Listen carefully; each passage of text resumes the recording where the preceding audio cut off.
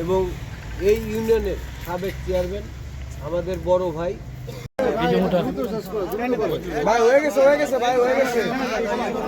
আমাদের বড় ভাই বিএনপি নেতা এখন জনাব আমি আপনাদের মাধ্যমে এর বিচার চাই ভাই যারা এই চক্রান্ত করছে আল্লাহ তুমি তাদের পয়সা আচ্ছা